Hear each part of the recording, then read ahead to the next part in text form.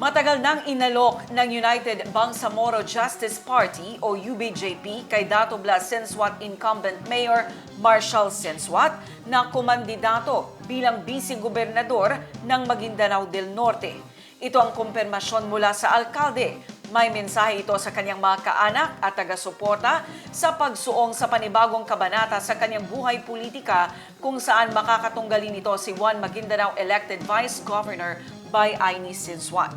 Si Bay Aini ay kanyang pamangkin na asawa ng kanyang pinsan na si Dato Odin Sensuat Mayor Lester Sensuat. Ang detalye sa report, exclusive. Bago naghain ng kanyang Certificate of Candidacy sa pagka-vice-gobernador ng Maguindanao del Norte, maugong na ang pangalan ni Dato Blas Sensuat incumbent Mayor Marshall Sensuat. Una-una, kinausap tayo ni Chief Minister, Haji Murad, and then si Governor Makakuwa, Makirikbar, na kinukumbinsi ako na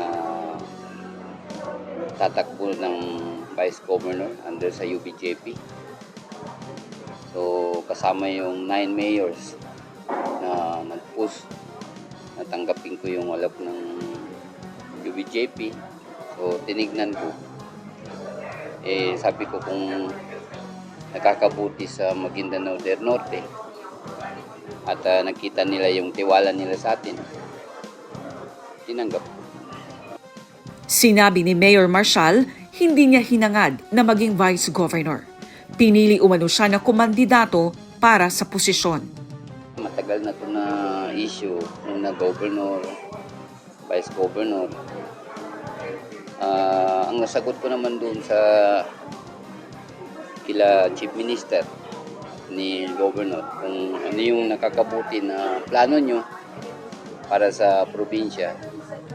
Dahil nung una pa, nakapag-decide na rin ako na mapag-utusan nung ating Chief Minister.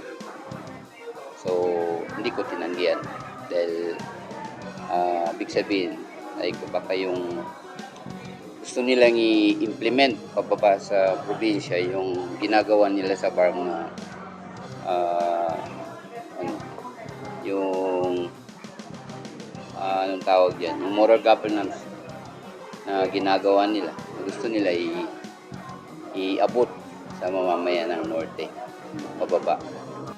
Sa Vice Gubernatorial post ng Lalawigan, free zone ito, kung saan makakatunggali ng alkalde si Juan Maguindanao elected Vice Governor Bay Aini Sensuat na pambato ng Partido Federal ng Pilipinas. Yan yung arrangement sa Davao na kay Governor Tamayo, kay SAP Anton Lagdameo, para pair yung nila na wala silang papanigan. Yung free zone naman is yung National Party dahil PAP rin ako, PAP rin yung kabila.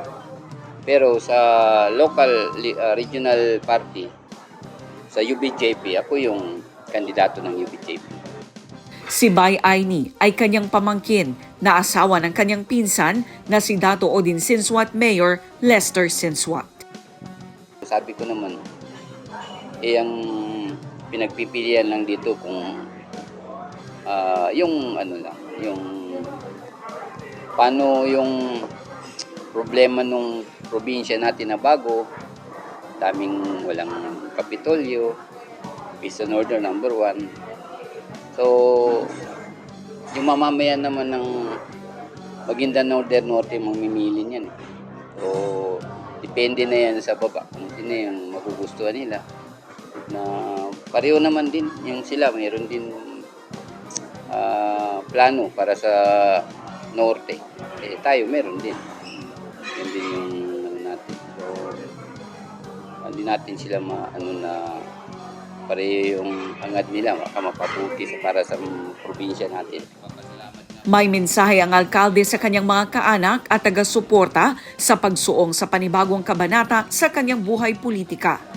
Yung naniniwala lang sa UBJP Party at sa PFP, na yung UBJP, na kung tayo yung napili, Eh baka tayo yung makaputi ng probinsya.